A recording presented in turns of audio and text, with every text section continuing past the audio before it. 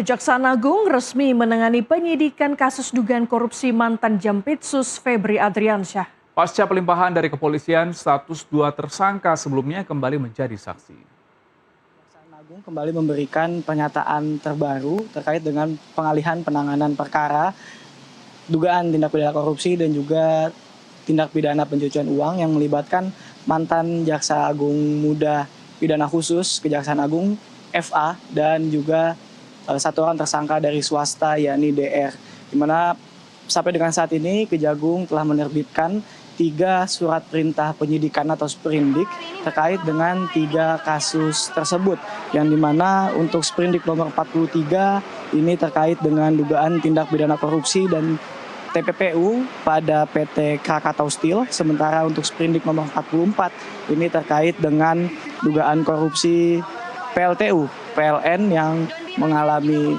blackout di Sumatera, sementara untuk sprindik nomor 45 ini terkait dengan dugaan korupsi di Asabri.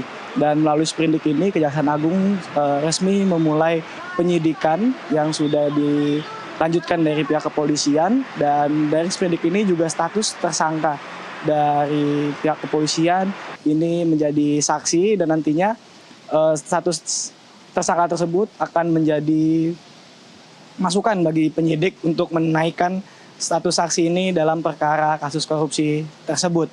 Dan disampaikan tadi oleh Kapus Penkum Kejaksaan Agung Anang Supriyatna bahwa status tersangka dari FA maupun juga DR ini tidak gugur meskipun sprindik baru diterbitkan oleh Kejaksaan Agung. Dan terkait dengan mekanisme yang dilakukan, yaitu pengalihan penanganan perkara dari pihak kepolisian kepada Kejaksaan Agung, disampaikan bahwa hal ini pernah terjadi sebelumnya, yaitu pada saat penanganan kasus dugaan korupsi PT Asabri, dan sampai dengan saat ini juga masih dilakukan pendalaman oleh penyidik dari Kejaksaan Agung. Dan berikut adalah keterangan dari Kepala Pusat Penerangan Hukum Kejaksaan Agung Anang Supriyatna. Saat ini Kejaksaan Agung telah menerbitkan sprindik sebanyak 3 sprindik. Ada 3, yaitu terkait sprindik nomor 43 dugaan tindak pidana korupsi dan TPPU untuk PT Krakatau. Yang kedua sprindik nomor 44 dugaan tindak pidana korupsi untuk perkara PLTU PLN yang bailout.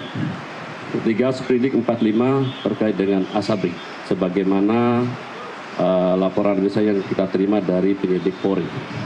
Jadi sudah dibentuk, dan semenjak diterbitkan sprindik maka segala kegiatan dan tindakan-tindakan yang bersifat pro justisia sudah beralih kepada penyidik kejaksaan. Ini yang baru kita terima kan dokumen-dokumen dan barang bukti, nanti juga tersangka kita terima. Pak, artinya akan dilakukan penyidikan baru dan penetapan tersangka baru, berarti duanya?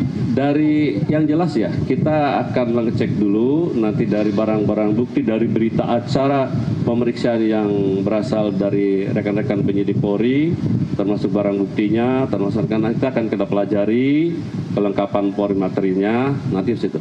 Nanti bisa terbit. Tidak gugur, tapi kan kita sprindik dulu, terbit.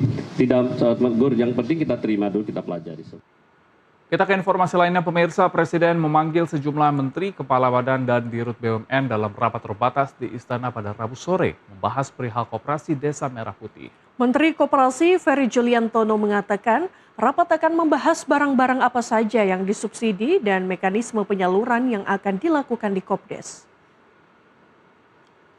Sejumlah pejabat di Kabinet Merah Putih yang berkaitan dengan program Koperasi Desa Merah Putih di tingkat Menteri, Kepala Badan, dan Dirut BUMN datang ke Kompleks Istana Negara pada Rabu sore. Rapat terbatas dilaksanakan untuk membahas beberapa hal, yakni tentang barang apa saja yang disubsidi dan akan disediakan di Kopdes, serta mekanisme penyaluran yang akan diterima kepada masyarakat.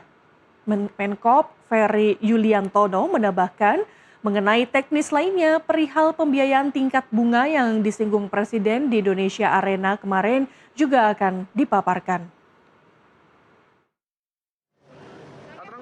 mungkin beliau ingin menyampaikan dalam rapat kabinet terbatas ini berkaitan dengan apa yang kemarin disampaikan oleh Bapak Presiden pada saat Hari Koperasi Nasional. Yang pertama tentang barang-barang subsidi itu harus mekanismenya disalurkan melalui Koperasi Desa Kelurahan Merah Putih. Kemudian juga mungkin pembiayaan dengan tingkat bunga yang kemarin disampaikan oleh Bapak Presiden di Indonesia Arena kemarin, mungkin itu.